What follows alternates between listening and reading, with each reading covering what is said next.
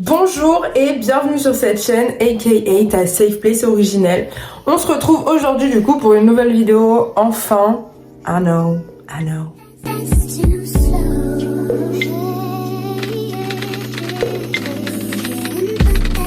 Étant sujet à l'anxiété sociale, le fait de rencontrer des gens, faire des nouveaux liens, c'est quelque chose qui est assez difficile. Je sais pas, vraiment juste aller quelque part et rencontrer des gens sans avoir l'impression d'être l'humain le plus bizarre dans la pièce. Donc je pense qu'il y en a certains d'entre vous qui vont pouvoir se reconnaître un peu dans ce trait. Il y a des personnes pour qui se faire des amis c'est la chose la plus simple au monde, et pour d'autres personnes ça va vraiment être ce truc, on dirait que c'est une montagne.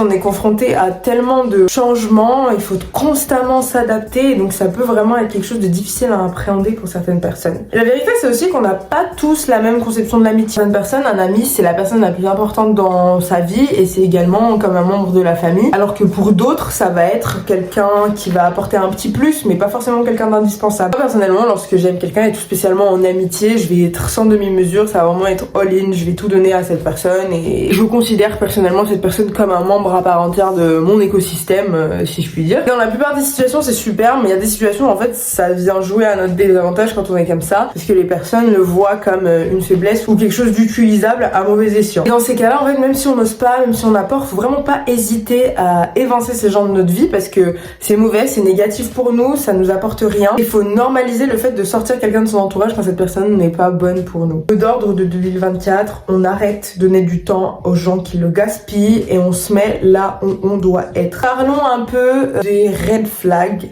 qu'on peut retrouver en amitié. Parce que c'est vrai qu'on utilise beaucoup ce terme pour les relations amoureuses, vous avez dû l'entendre partout, ce mec a un red flag, cette meuf a un red flag. Mais ça marche aussi en amitié, un red flag c'est juste un drapeau rouge qui te prévient que oh c'est pas bon. J'ai remarqué qu'il y avait beaucoup cette tendance à venir minimiser ce que font nos amis parce que justement, non mais on est seulement amis, cette personne ne me doit pas grand chose, donc bon elle a fait ci, elle a fait ça mais c'est pas grave.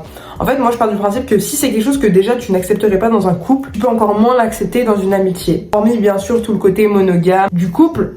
Au niveau des actions, de comment la personne te traite, si tu veux pas que ton mec te traite comme ça ou ta meuf te traite comme ça, bah tu veux pas non plus que ton pote te traite comme ça. Typiquement, le genre de personne qui te rabaisse pour se valoriser, c'est no, à fuir. Parce que c'est un phénomène super étrange que j'ai pu observer, mais il y a certaines personnes qui ressentent le besoin, quand ils se retrouvent en public avec leurs potes, de venir rabaisser ce pote justement pour se valoriser aux yeux de l'autre personne. Venir sortir des anecdotes sur la vie de cette personne dégradantes pour justement faire passer la personne pour une personne un peu moins bien qu'elle, et souvent derrière ça, il y a ce côté de moi au moins je fais pas ça en tout cas, trop bizarre que tu fasses ça. Et je trouve ça juste horrible parce que pourquoi est-ce que tu le jettes sous le bus alors que vous êtes potes? Ce phénomène il va plus avoir tendance à arriver quand il y a l'autre sexe qui est mis en jeu. Et le fait est que, hormis le fait que ce soit pas sympa, si t'es la personne touchée par le rabaissement, tu peux te sentir ultra mal et ne pas comprendre pourquoi tu te fais afficher par ce soi-disant pote en fait. La vérité c'est que les personnes qui font ça la plupart du temps ont un gros manque de confiance en elles, qui n'est apaisé que par le fait de faire penser aux autres qu'ils valent mieux que ce qu'ils ne pensent d'eux-mêmes, et c'est souvent dans un but de s'auto-persuader. Bref, on n'est pas psy,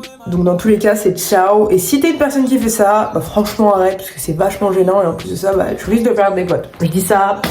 Je dis nothing. Aussi les gens qui utilisent leurs amis comme ascenseur social, qui vont en fait soit devenir potes avec toi, soit commencer vraiment à vouloir traîner plus avec toi quand ils se rendent compte que tu as quelque chose d'intéressant pour eux dans ton cercle social. Personnellement je trouve qu'il n'y a rien de mal à vouloir étoffer son networking, son réseau social, mais il y a des limites à tout. À partir du moment où tu restes avec quelqu'un que par intérêt, peu importe la raison, c'est pas bon. Et encore plus si c'est juste pour les personnes avec qui ton ami traîne, c'est encore moins bon. Il faut faire attention aux gens qui essayent de te gratter l'amitié que pour avoir ton réseautage, que pour accéder, et une fois qu'ils t'ont utilisé comme un mouchoir, bye bye. Et on en arrive à pas comprendre pourquoi du jour au lendemain, ok je l'ai présenté à telle personne, et depuis cette personne ne me parle plus. Ma belle. Les amis qui ne savent pas t'écouter. Les amis qui sont là et qui te disent oui, tu peux me parler de tout ce que tu veux, nanana, mais le jour où t'as vraiment besoin de t'exprimer sur un truc, ça va être ces personnes-là qui vont soit te couper pour venir donner leur expérience à eux sur un truc qui ressemble même, et même des fois même pas. Soit venir te dire ah ouais toi t'as vécu ça mais moi. C'est vraiment très égocentré et c'est horrible parce que final, ok j'ai bien envie de t'écouter, y a pas de souci, on est amis c'est pour ça, mais dans l'autre sens j'ai aussi besoin que tu m'écoutes, ça va dans les deux sens. Donc à partir du moment où une amitié va dans un seul sens, on va dans l'autre sens, on se barre. Et en plus de ça, surtout ce genre de personnes sont le genre de personnes qui ont tendance à te gaslight et à être là en mode oui mais c'est pas que de toi qu'on parle, nanana. C'est exactement ça, c'est pas que de toi qu'on parle, c'est de tout le monde. Donc si je viens t'exposer un problème, si t'as un problème en commun et que tu veux me partager ton expérience, ton ressenti par rapport à ça, ok, why not? On est dans une discussion, c'est pas un monologue, avec grand plaisir. Mais le fait que constamment, à chaque fois que je dois te raconter un truc, il y a toujours quelque chose qui vient couper ce que j'ai à te raconter te concernant. Là j'ai cité quelques red flags, bien sûr il y en a plein d'autres, il y a évidemment des green flags. Mais du coup ça peut être marrant, lâche un commentaire si t'as un autre red flag qui te vient en tête, comme ça on peut échanger un peu, même si t'as des anecdotes d'amitié chelou, de coups chelous qu'on t'a fait, n'hésite pas. Un truc qui est aussi souvent banalisé, c'est les ruptures amicales. C'est vrai qu'on va plus parler d'une rupture amoureuse comme quelque chose de difficile, etc. Mais les ruptures amicales peuvent vraiment briser une personne et parfois même faire beaucoup plus mal qu'une rupture amoureuse parce que on ne s'attend pas à ce que ce soit quelque chose qui se termine. Surtout avec les amitiés très proches. Si du jour au lendemain, il y a une embrouille avec ton pote et que vous parlez plus, il n'y a pas d'explication parce qu'on se doit rien, on est juste potes, ça te laisse dans un sentiment de solitude et d'incompréhension. Complètement normal en fait quand on y pense parce que l'humain est un être social et il a besoin d'interagir avec ses congénères pour se sentir bien, il a besoin d'avoir son cercle. Ça coupe le flux de dopamine qu'on a quand on passe du temps avec nos amis et quand on échange avec eux. Qui dit flux de dopamine coupé dit forcément tristesse passagère, voire un peu plus longue, dépendant de notre sensibilité et comment on prend les choses. Moi je sais que personnellement il y a des ruptures amicales que j'ai trop mal vécues et que j'ai pas compris quand j'étais plus petite. Maintenant on a grandi donc c'est quelque chose qui... Voilà. Mais c'est vrai que sur le coup, quand quelque chose comme ça arrive, ça peut prendre vraiment au trip. Moi, mon conseil pour gérer les ruptures amicales, c'est vraiment de pas hésiter à en parler. Si t'as la possibilité d'en parler avec la personne avec qui t'es en rupture, bah n'hésite pas. Si c'est pas possible, bah parle-en à quelqu'un d'autre, un proche, un autre ami, quelqu'un de ta famille. Et puis vraiment fais des trucs pour te sortir ça de la tête, essaye de pas y penser tout le temps.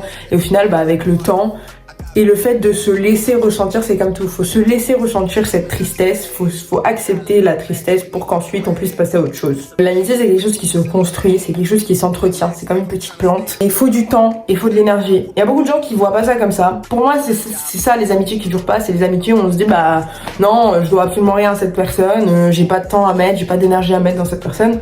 Ok, mais il y a quand même un minimum de temps et d'énergie à mettre dans cette personne. Tout dans la mesure, bien évidemment. Si tu sens que ton ami te prend plus d'énergie qu'il ne t'en donne, si tu sens que tu mets beaucoup trop d'énergie dans cette amitié, il faut peut-être te poser les bonnes questions. Il faut peut-être parler avec cette personne. Si le dialogue n'est pas ouvert, ça sert à rien de se prendre la tête parce qu'effectivement, vous ne vous devez pas autant que dans une relation sentimentale. Vous ne vous êtes rien promis, vous êtes amis. Donc si c'est trop, c'est trop. La clé de tout type de relation dans tous les cas, c'est de la communication. Voilà. Cette vidéo touche à sa fin. Ça m'a fait plaisir de parler de ce sujet parce que c'est vrai qu'on n'en parle pas forcément souvent. On se dit que c'est quelque chose d'un peu d'acquis. Rien n'est acquis dans la vie, d'accord? Rien. Si tu as aimé ce contenu et que tu veux plus de chit-chat un peu comme ça, n'hésite pas à t'abonner, à liker, à partager. Commente également. Ça fait pas de mal. Ça donne de la force, moi ça m'encourage à continuer.